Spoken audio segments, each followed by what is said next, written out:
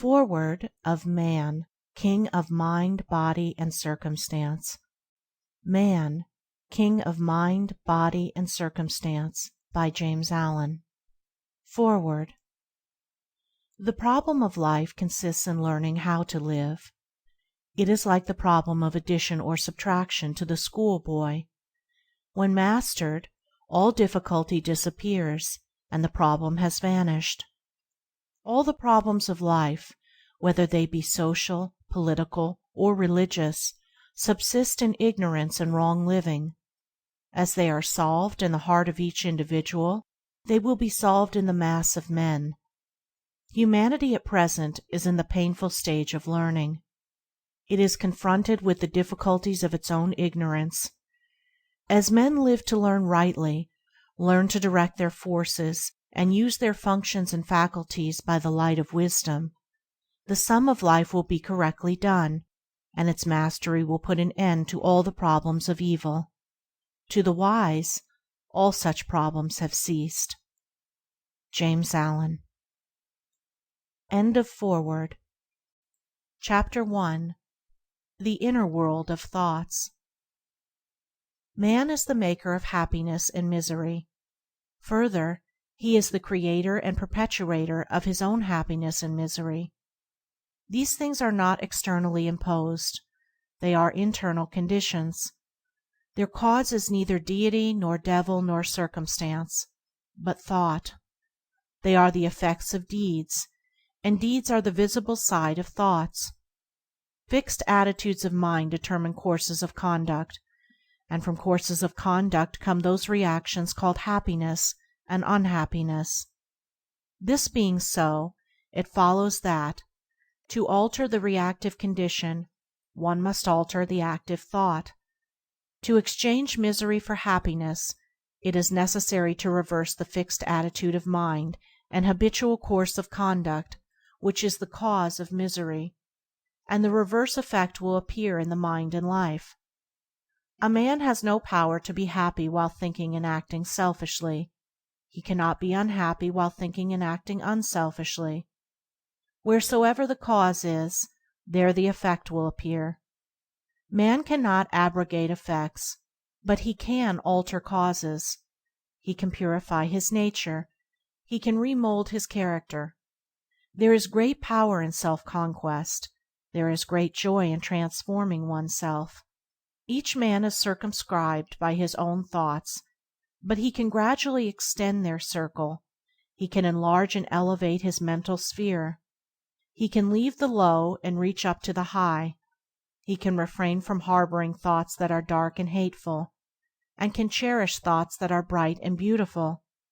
And as he does this, he will pass into a higher sphere of power and beauty, will become conscious of a more complete and perfect world. For men live in spheres low or high according to the nature of their thoughts. Their world is as dark and narrow as they conceive it to be, as expansive and glorious as their comprehensive capacity. Everything around them is tinged with the color of their thoughts. Consider the man whose mind is suspicious, covetous, envious. How small and mean and dreary everything appears to him. Having no grandeur in himself, he sees no grandeur anywhere. Being ignoble himself, he is incapable of seeing nobility in any being. Even his God is a covetous being that can be bribed, and he judges all men and women to be as petty and selfish as he himself is, so that he sees in the most exalted acts of unselfishness only motives that are mean and base. Consider again the man whose mind is unsuspecting, generous, magnanimous. How wondrous and beautiful is his world! He is conscious of some kind of nobility in all creatures and beings. He sees men as true, and to him they are true.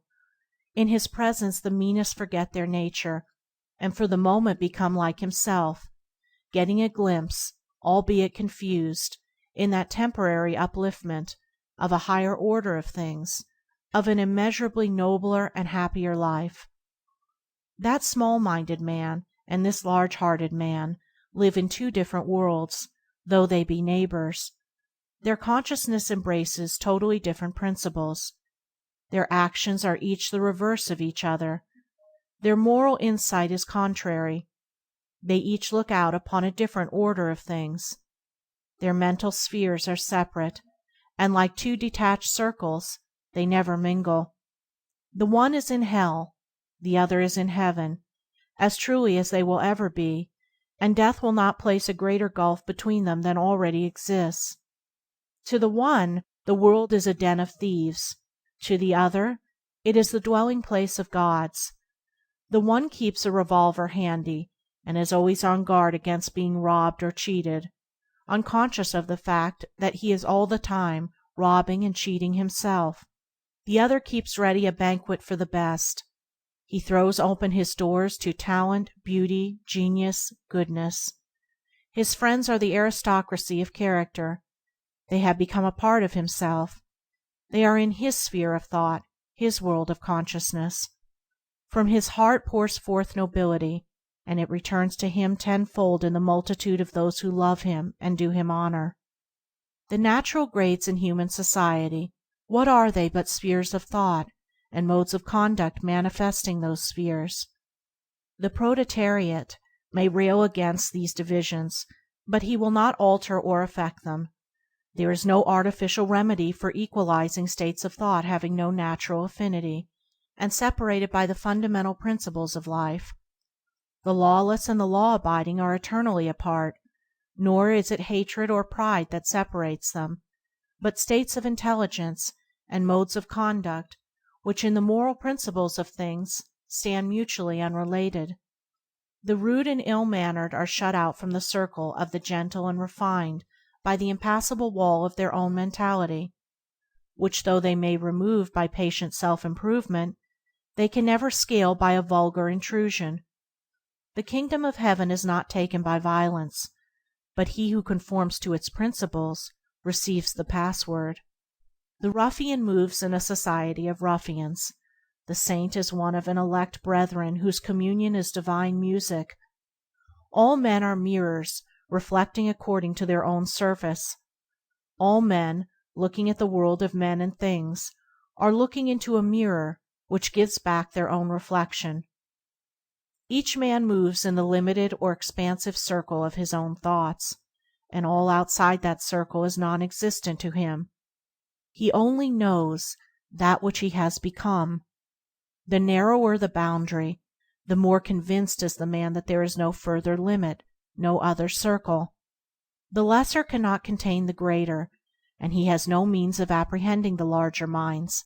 Such knowledge comes only by growth. The man who moves in a widely extended circle of thought knows all the lesser circles from which he has emerged, for in the larger experience all lesser experiences are contained and preserved, and when his circle impinges upon the sphere of perfect manhood, when he is fitting himself for company and communion with them of blameless conduct and profound understanding, then his wisdom will have become sufficient to convince him that there are wider circles still beyond of which he is as yet but dimly conscious, or is entirely ignorant. Men, like schoolboys, find themselves in standards or classes to which their ignorance or knowledge entitles them. The curriculum of the sixth standard is a mystery to the boy in the first. It is outside and beyond the circle of his comprehension, but he reaches it by a persistent effort and patient growth in his learning. By mastering and outgrowing all the standards between, he comes at last to the sixth, and making its learning his own, and beyond still is the sphere of the teacher. So in life men whose deeds are dark and selfish, full of passion and personal desire, cannot comprehend those whose deeds are bright and unselfish, whose minds are calm, deep, and pure. But they can reach this higher standard, this enlarged consciousness, by effort in right doing, by growth in thought and moral comprehension. And above and beyond all lower and higher standards stand the teachers of mankind, the cosmic masters, the saviors of the world, whom the adherents of the various religions worship. There are grades in teachers as in pupils, and some there are who have not yet reached the rank and position of master, yet by the sterling morality of their character are guides and teachers. But to occupy a pulpit or rostrum does not make a man a teacher. A man is constituted a teacher by virtue of that moral greatness which calls forth the respect and reverence of mankind. Each man is as low or high, as little or great, as base or noble, as his thoughts. No more, no less. Each moves within the sphere of his own thoughts, and that sphere is his world. In that world in which he forms his habits of thought, he finds his company. He dwells in the region which harmonizes with his particular growth. But he need not perforce remain in the lower worlds. He can lift his thoughts and ascend.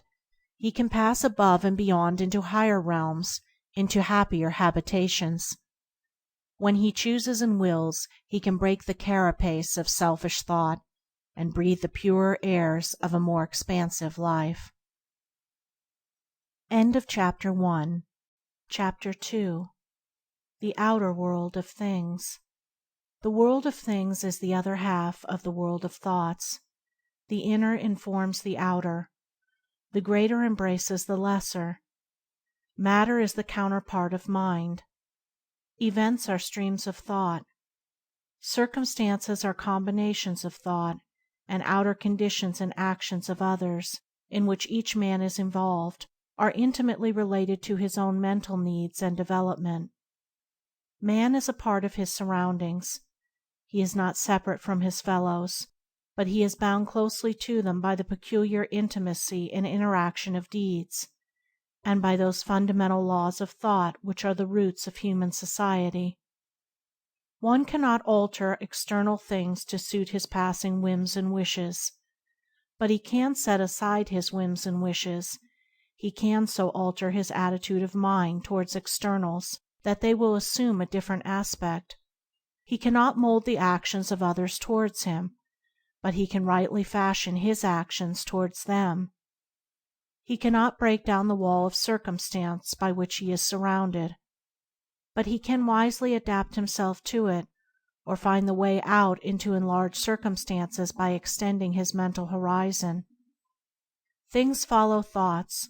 Alter your thoughts, and things will receive a new adjustment. To reflect truly, the mirror must be true. A warped glass gives back an exaggerated image. A disturbed mind gives a distorted reflection of the world.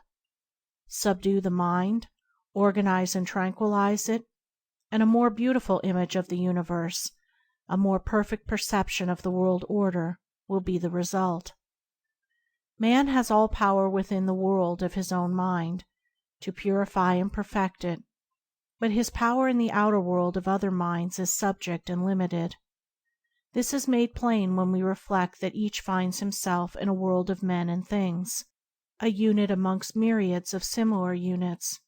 These units do not act independently and despotically, but responsively and sympathetically. My fellow men are involved in my actions, and they will deal with them. If what I do be a menace to them, they will adopt protective measures against me. As the human body expels its morbid atoms, so the body politic instinctively expurgates its recalcitrant members. Your wrong acts are so many wounds inflicted on this body politic, and the healing of its wounds will be your pain and sorrow. This ethical cause and effect is not different from that physical cause and effect which the simplest is acquainted. It is but an extension of the same law, its application to the larger body of humanity.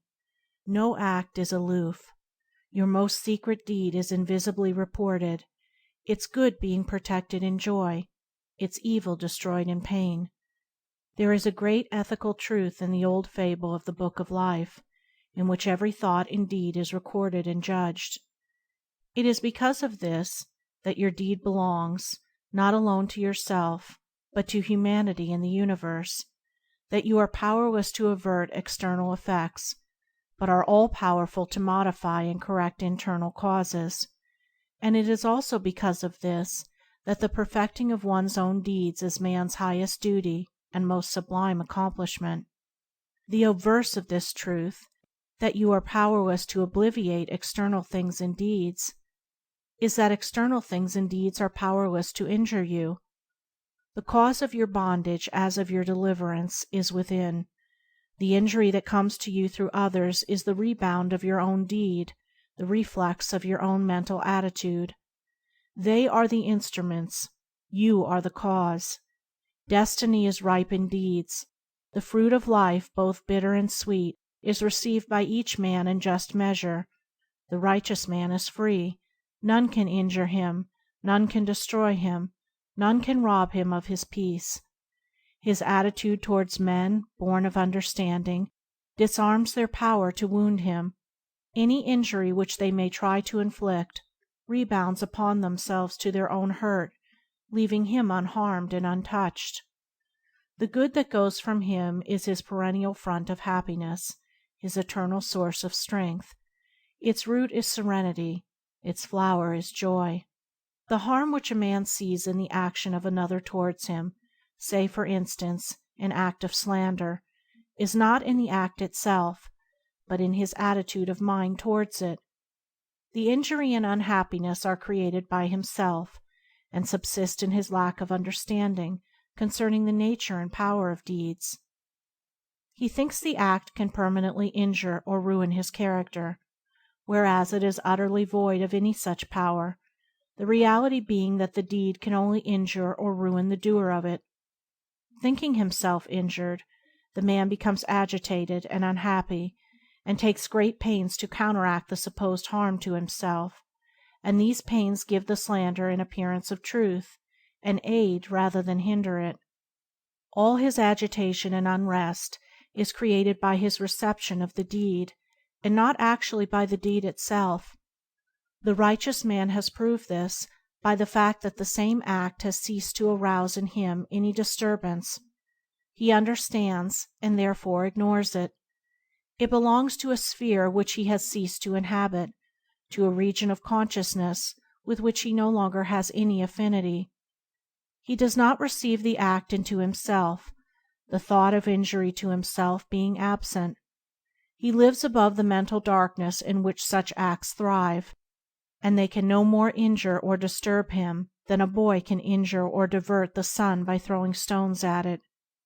It was to emphasize this that Buddha, to the end of his days, never ceased to tell his disciples that so long as the thought, "I have been injured," or "I have been cheated," or "I have been insulted," could arise in a man's mind, he had not comprehended the truth. And as with the conduct of others, so it is with external things, with surroundings and circumstances. And they themselves are neither good nor bad. It is the mental attitude and state of heart that make them so. A man imagines he could do great things if he were not hampered by circumstances, by want of money, want of time, want of influence, and want of freedom from family ties. In reality the man is not hindered by these things at all. He, in his mind, ascribes to them a power which they do not possess, and he submits, not to them, but to his opinion about them, that is, to a weak element in his nature. The real want that hampers him is the want of the right attitude of mind. When he regards his circumstances as spurs to his resources, when he sees that his so-called drawbacks are the very steps up which he is to mount successfully to his achievement, then his necessity gives birth to invention, and the hindrances are transformed into aids. The man is the all-important factor. If his mind be wholesome and rightly tuned, he will not whine and whimper over his circumstances, but will rise up and outgrow them. He who complains of his circumstances has not yet become a man, and necessity will continue to prick and lash him till he rises into manhood's strength, and then she will submit to him. Circumstance is a severe taskmaster to the weak, an obedient servant to the strong. It is not external things, but our thoughts about them, that bind us or set us free. We forge our own chains, build our own dungeons, take our own prisoners, or we loose our bonds, build our own palaces, or roam in freedom through all scenes and events. If I think that my surroundings are powerful to bind me, that thought will keep me bound. If I think that, in my thought and life, I can rise above my surroundings, that thought will liberate me. One should ask of his thoughts, are they leading to bondage or deliverance? And should abandon thoughts that bind, and adopt thoughts that set free. If we fear our fellow man, fear opinion, poverty, the withdrawal of friends and influence, then we are bound indeed, and cannot know the inward happiness of the enlightened, the freedom of the just. But if in our thoughts we are pure and free, if we see in our life's reactions and reverses nothing to cause us trouble or fear, but everything to aid us in our own progress, nothing remains that can prevent us from accomplishing the aims of our life, for then we are free indeed. Chapter 2. Chapter 3. Habit, its slavery and its freedom. Man is subject to the law of habit. Is he then free? Yes, he is free.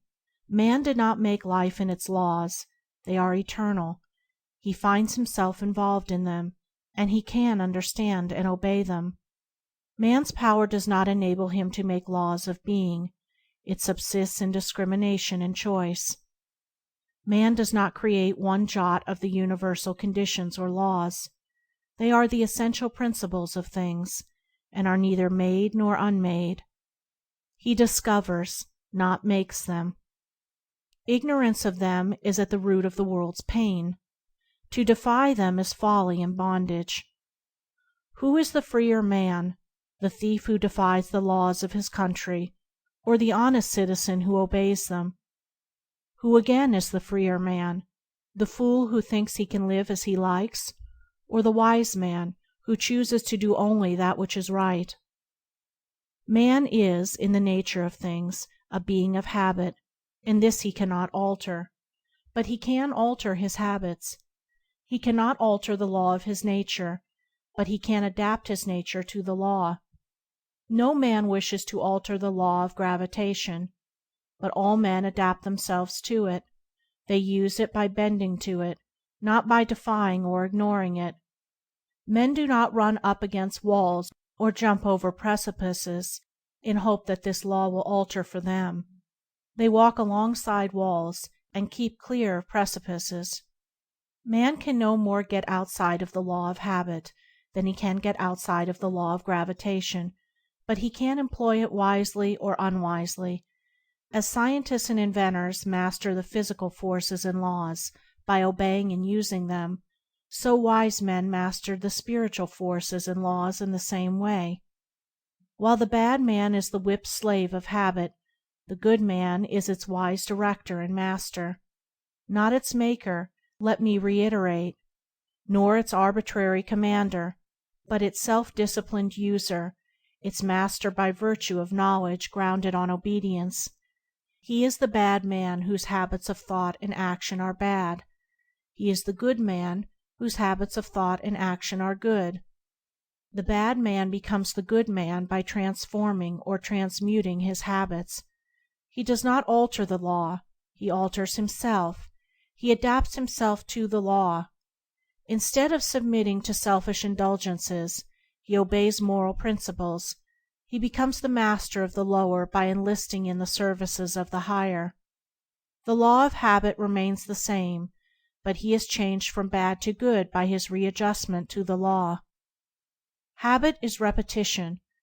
Man repeats the same thoughts, the same actions, the same experiences over and over again until they are incorporated within his being, until they are built into his character as part of himself. Faculty is a fixed habit. Evolution is mental accumulation. Man, today, is the result of millions of repetitious thoughts and acts. He is not ready-made. He becomes, and is still becoming. His character is predetermined by his own choice. The thought, the act, which he chooses, that by habit he becomes. Thus each man is an accumulation of thoughts and deeds. The characteristics which he manifests instinctively and without effort are lines of thoughts and action become, by long repetition, automatic, for it is the nature of habit to become, at last, unconscious, to repeat, as it were, itself without any apparent choice or effort on the part of its possessor, and in due time it takes such complete possession of the individual as to appear to render his will powerless to counteract it.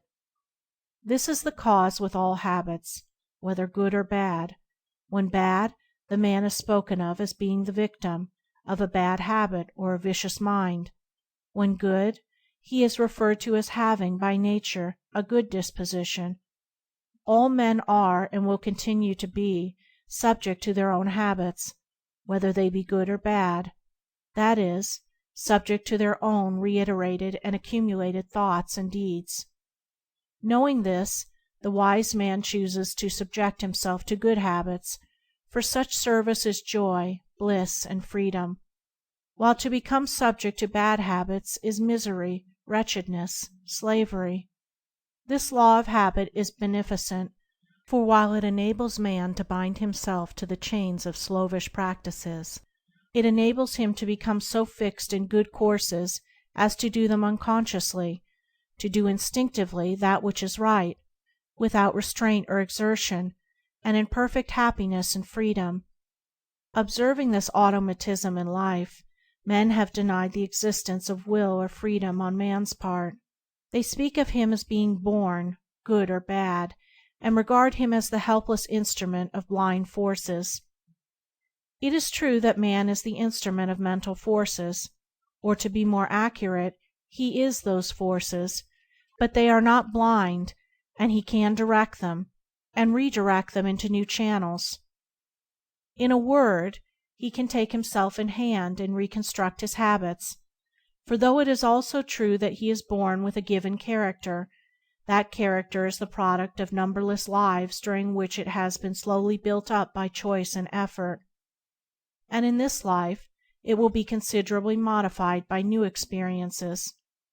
No matter how apparently helpless a man has become under the tyranny of a bad habit or a bad characteristic, they are essentially the same.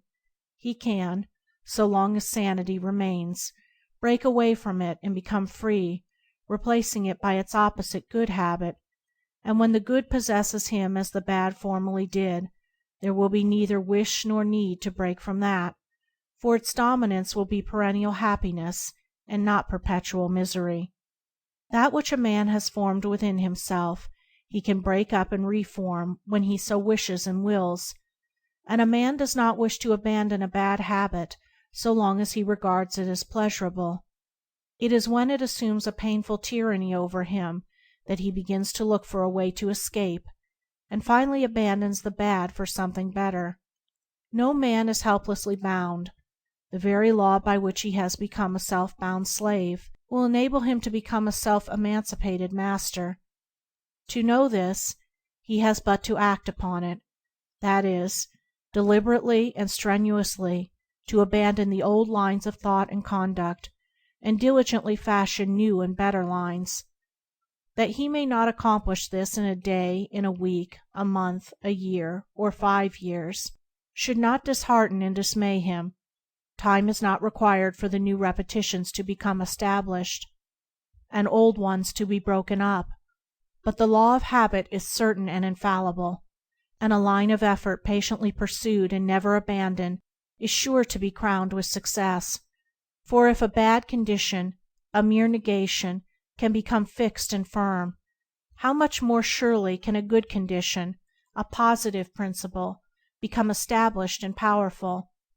A man is powerless to overcome the wrong and unhappy elements in himself only so long as he regards himself as powerless. If to the bad habit is added the thought, "I cannot," the bad habit will remain. Nothing will be overcome till the thought of powerlessness is uprooted and abolished from the mind. The great stumbling block is not the habit itself, it is the belief in the impossibility of overcoming it. How can a man overcome a bad habit so long as he is convinced that it is impossible? How can a man be prevented from overcoming it when he knows that he can, and is determined to do it? The dominant thought by which man has enslaved himself is the thought, "I cannot overcome my sins." Bring this thought out into the light, in all its nakedness, and it is seen to be a belief in the power of evil, with its other pole, disbelief in the power of good. For a man to say or believe that he cannot rise above wrong thinking and wrong doing is to submit to evil, is to abandon and renounce good. By such thoughts, such beliefs, man binds himself. By their opposite thoughts, opposite beliefs, he sets himself free. A changed attitude of mind changes the character, the habits, the life. Man is his own deliverer. He has brought about his thraldom. He can bring about his emancipation. All through the ages he has looked, and is still looking, for an external deliverer, but he still remains bound. The great deliverer is within. He is the Spirit of Truth, and the Spirit of Truth is the Spirit of Good, and he is in the Spirit of Good who dwells habitually in good thoughts and their effects, good actions. Man is not bound by any power outside his own wrong thoughts, and from these he can set himself free, and foremost, the enslaving thoughts from which he needs to be delivered are, "I cannot rise. I cannot break away from bad habits. I cannot alter my nature. I cannot control and conquer myself. I cannot cease from sin." All these cannots have no existence in the things to which they submit. They exist only in thought. Such negotiations are bad thought habits which need to be eradicated, and in their place should be planted the positive "I can," which should be tended and developed until it becomes a powerful tree of habit, bearing the good and life-giving fruit of right and happy living. Habit binds us. Habit sets us free. Habit is primarily in thought, secondarily in deed. Turn the thought from bad to good, and the deed will immediately follow. Persist in the bad, and it will bind you tighter and tighter. Persist in the good, and it will take you into ever-widening spheres of freedom. He who loves his bondage, let him remain bound. He who thirsts for freedom, let him come and be set free. Chapter 4. Bodily Conditions. There are today scores of distinct schools devoted to the healing of the body, a fact which shows the great prevalence of physical suffering, as the hundreds of religions, devoted to the comforting of men's minds, prove the universality of mental suffering. Each of these schools has its place in so far as it is able to relieve suffering, even where it does not eradicate the evil, for with all these schools of healing, the fact of disease and pain remains with us, just as sin and sorrow remain in spite of the many religions. Disease and pain, like sin and sorrow, are too deep-seated to be removed by palliatives. Our ailments have an ethical cause deeply rooted in the mind. I do not infer by this that physical conditions have no part in disease. They play an important part as instruments, as factors in the chain of causation. The microbe that carried the Black Death was the instrument of uncleanliness, and uncleanliness is, primarily, a moral disorder. Matter is visible mind, and that bodily conflict which we call disease has a causal affinity to that mental conflict which is associated with sin. In his present human or self-conscious state, man's mind is continually being disturbed by violently conflicting desires, and his body attacked by morbid elements. He is in a state of mental inharmony and bodily discomfort. Animals in their wild and primitive state are free from disease because they are free from inharmony. They are in accord with their surroundings, have no moral responsibility and no sense of sin, and are free from those violent disturbances of remorse, grief, disappointment, etc., which are so destructive of man's harmony and happiness, and their bodies are not afflicted. As man ascends into the divine or cosmic conscious state, He will leave behind and below him all these inner conflicts, will overcome sin and all sense of sin, and will dispel remorse and sorrow. Being thus restored to mental harmony, he will become restored to bodily harmony, to wholeness, health.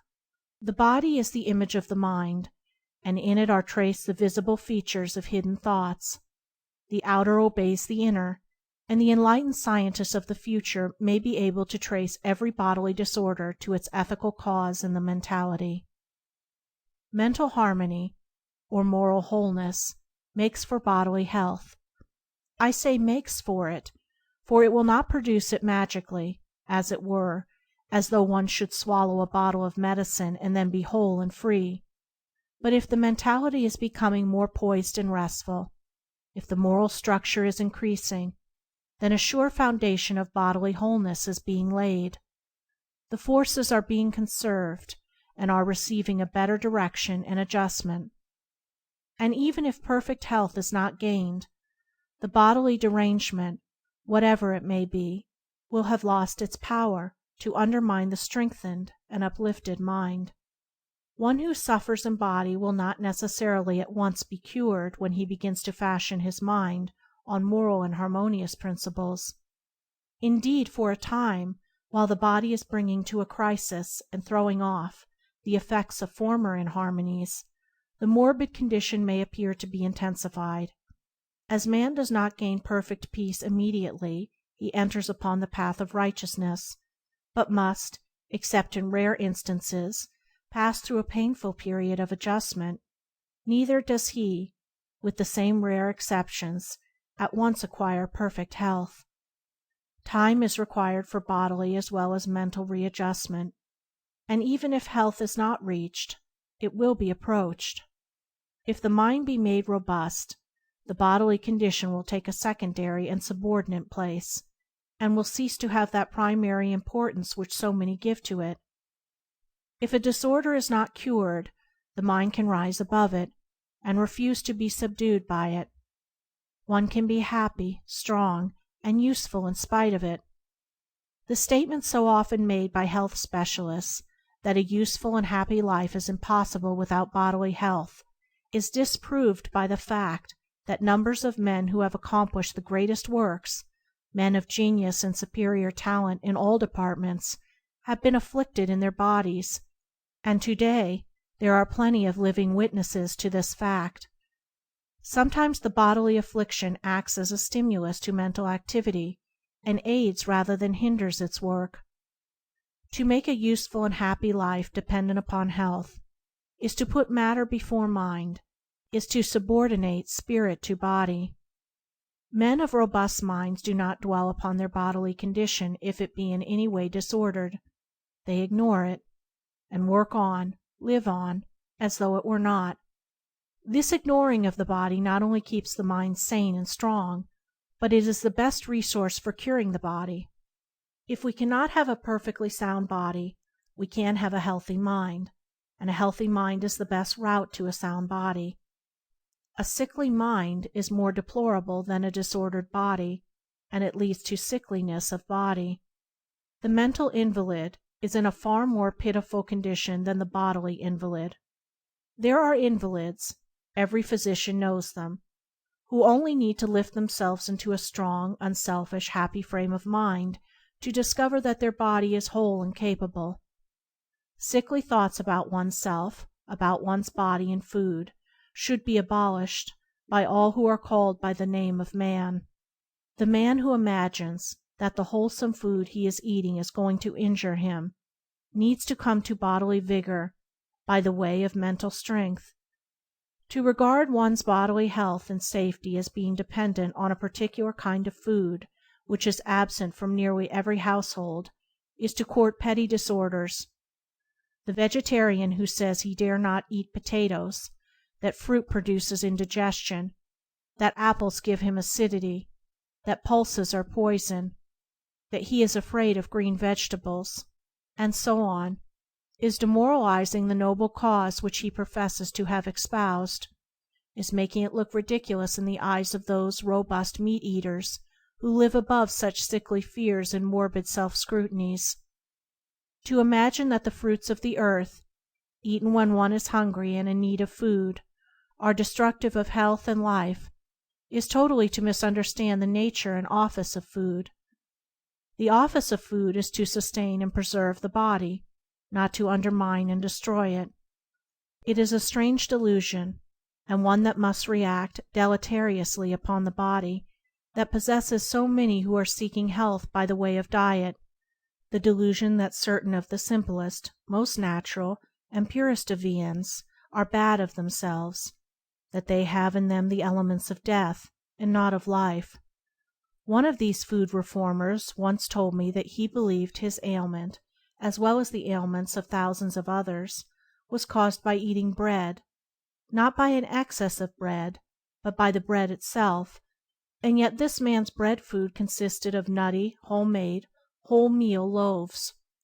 Let us get rid of our sins, our sickly thoughts, our self-indulgences and foolish excesses before attributing our diseases to such innocent causes.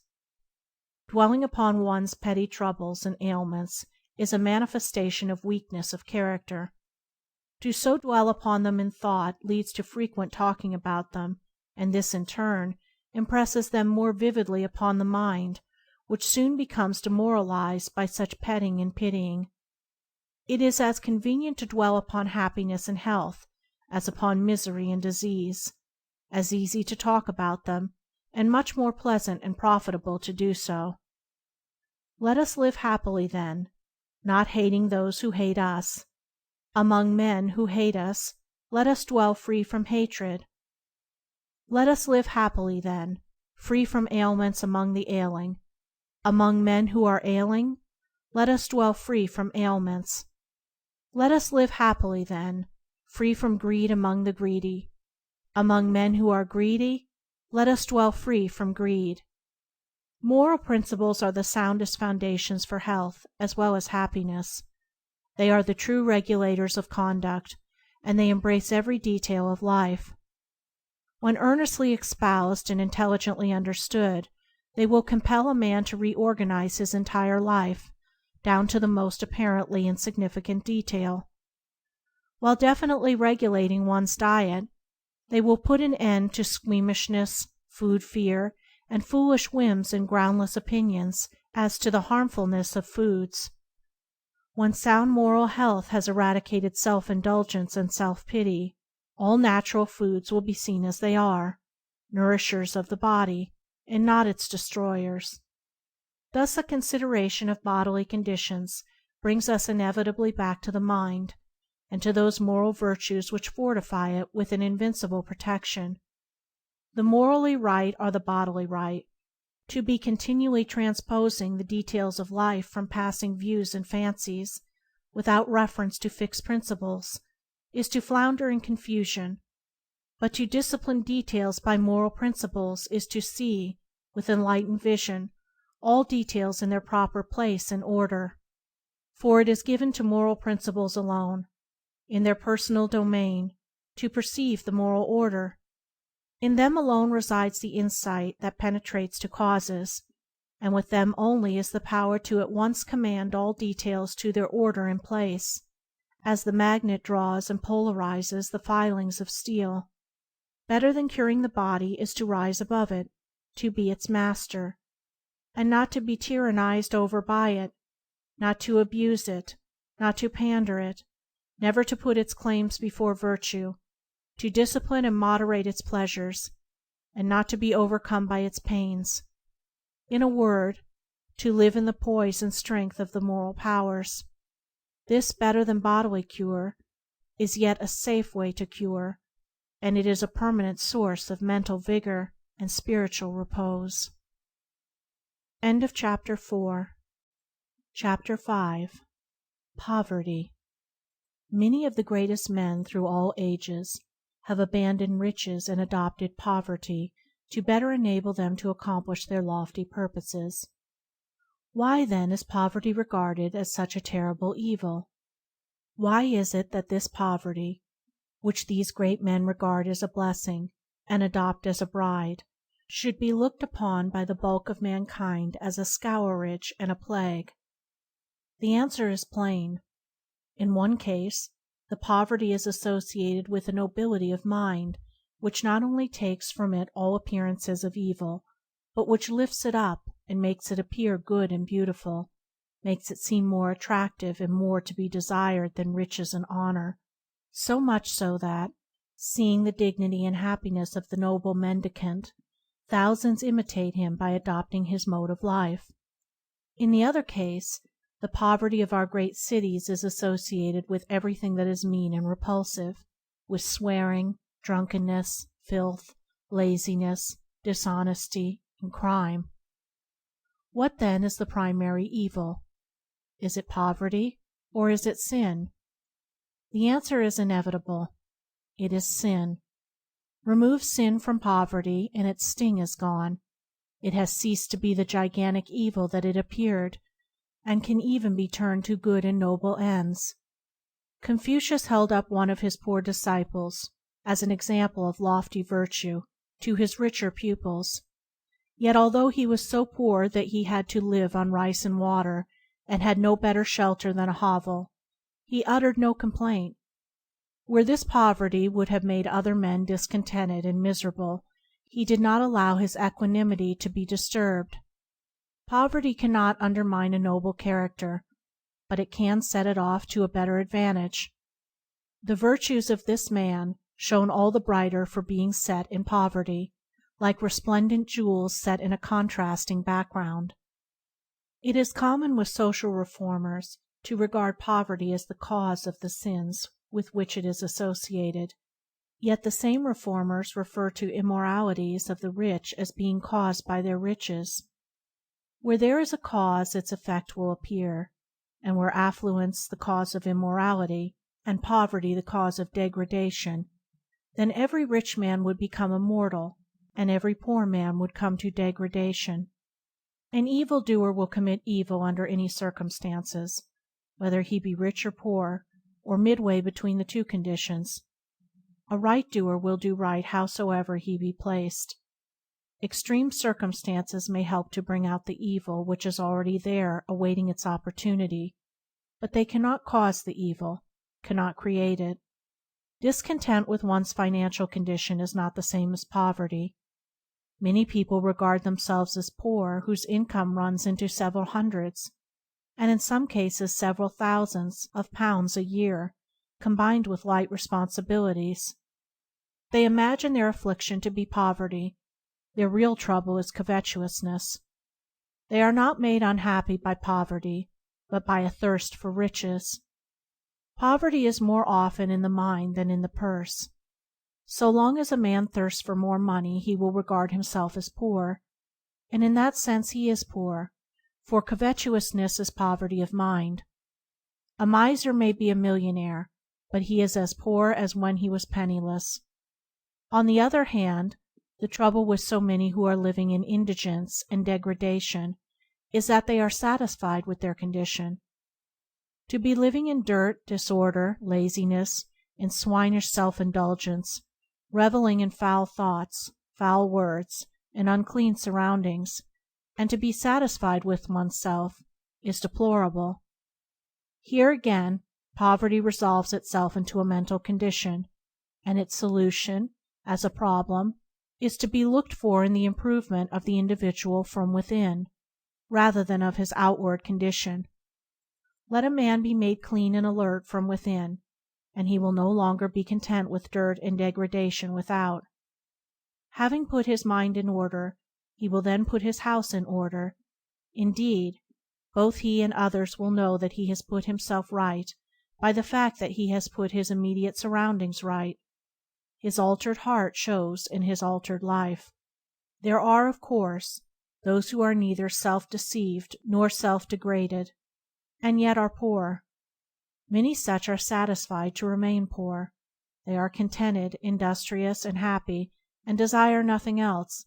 But those among them who are dissatisfied, and are ambitious for better surroundings and greater scope, should, and usually do, use their poverty as a spur to the exercise of their talents and energies.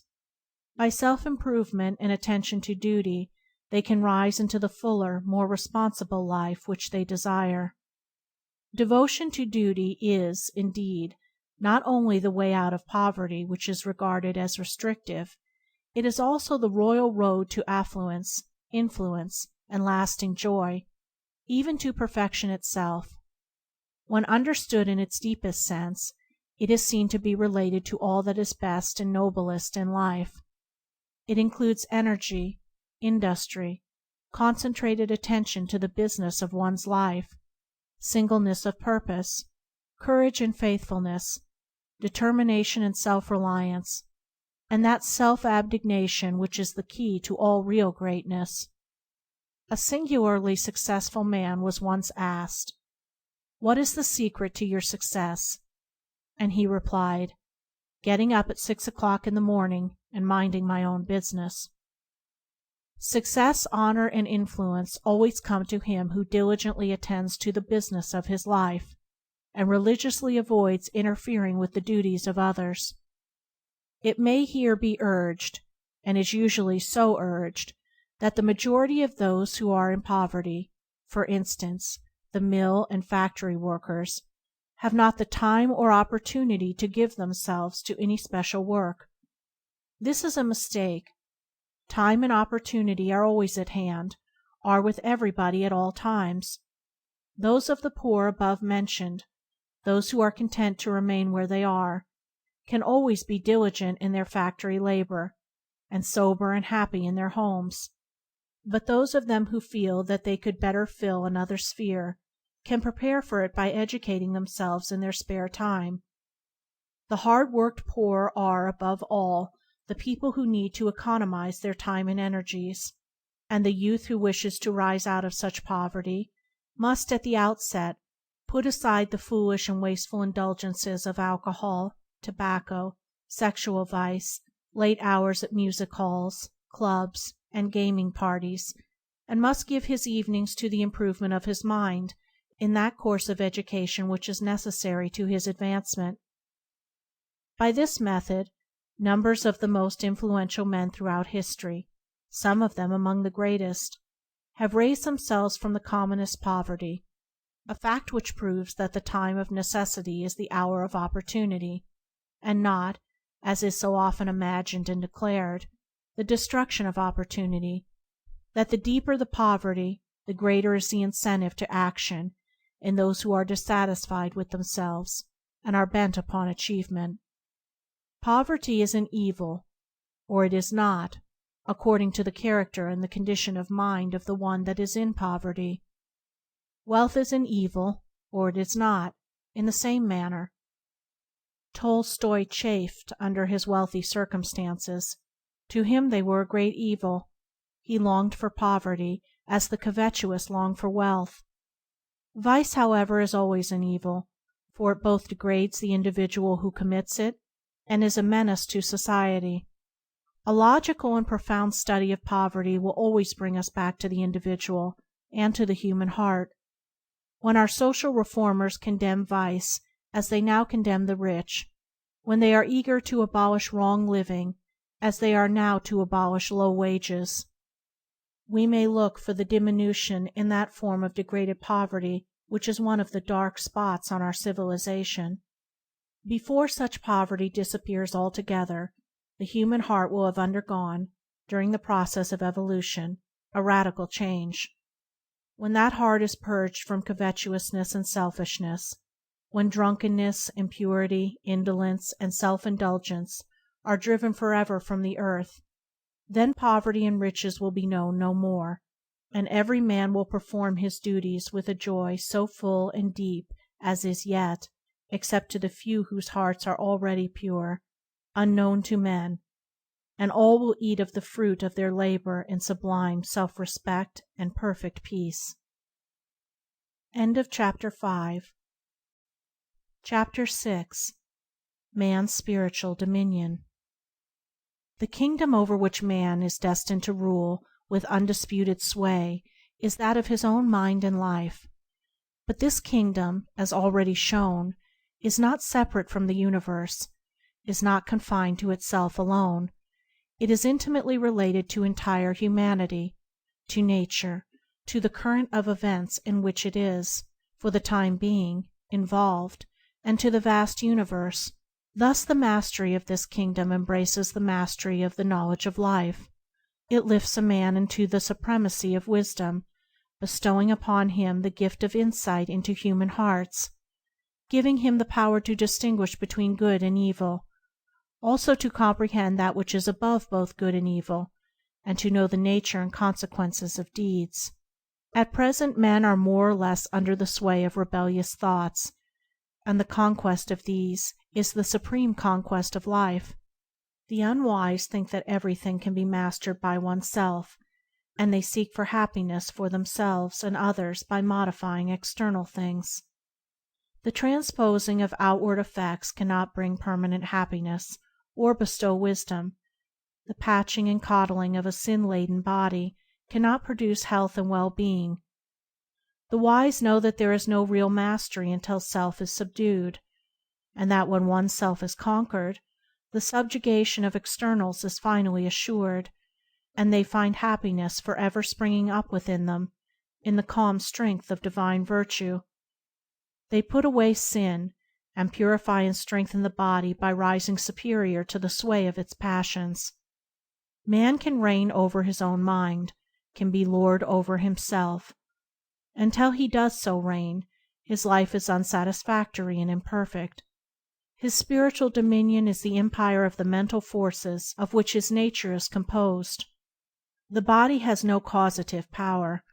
The ruling of the body, that is, of appetite and passion, is the discipline of mental forces. The subduing, modifying, redirecting, and transmuting of the antagonizing spiritual elements within is the wonderful and mighty work which all men must, sooner or later, undertake. For a long time man regards himself as the slave of external forces, but there comes a day when his spiritual eyes open, and he sees that he has been a slave this long time to none and nothing but his own ungoverned, unpurified self. In that day he rises up, and as ascending his spiritual throne, he no longer obeys his desires, appetites, and passions as their slave, but henceforth rules them as his subjects. The mental kingdom through which he has been wont to wander as a puling beggar and a whipped serf, he now discovers is his by right of lordly self-control, his to set in order, to organize and harmonize, to abolish its dissensions and painful contradictions, and bring it to a state of peace.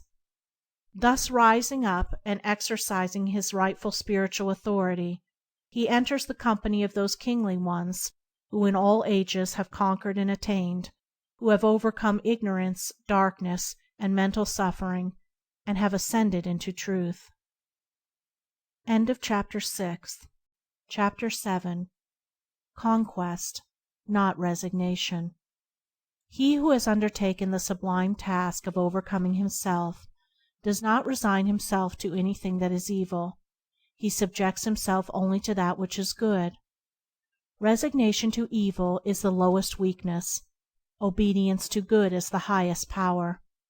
To resign oneself to sin and sorrow, to ignorance and suffering, is to say in effect, I give up, I am defeated, life is evil, and I submit. Such resignation to evil is the reverse of religion. It is the direct denial of good. It elevates evil to the position of supreme power in the universe. Such submission to evil shows itself in a selfish and sorrowful life, a life devoid of strength against temptation, and that of joy and calm which are the manifestation of a mind that is dominated by good. Man is not framed for perpetual resignation and sorrow, but for final victory and joy. All the spiritual laws of the universe are with the good man, for good preserves and shields. There are no laws of evil. Its nature is destruction and desolation. The consciousness modification of the character away from evil and towards good forms, at present, no part in the common course of education. Even our religious teachers have lost this knowledge and practice, and cannot, therefore, instruct concerning it. Moral growth is, so far, in the great mass of mankind, unconscious, and is brought about by the stress and struggle of life. The time will come, however, when the conscious formation of character will form an important part in the education of youth, and when no man will be able to fill the position of preacher unless he be a man of habitual self-control, unblemished integrity, and exalted purity, so as to be able to give sound instruction in the making of character, which will then be the main feature of religion. The doctrine herein set forth by the author is the doctrine of conquest over evil, the annihilation of sin, and necessarily the permanent establishment of man in the knowledge of good, and in the enjoyment of perpetual peace. This is the teaching of the masters of all religions in all ages. Howsoever it may have been disguised and distorted by the unenlightened, it is the doctrine of all the perfect ones that were, and will be the doctrine of all the perfect ones that are to come. It is the doctrine of truth, and the conquest is not of an evil without, not of evil men, or evil spirits, or evil things, but of the evil within, of evil thoughts, evil desires, evil deeds. For when every man has destroyed the evil within his own heart, to where in the whole vast universe will any one be able to point and say, "There is evil"?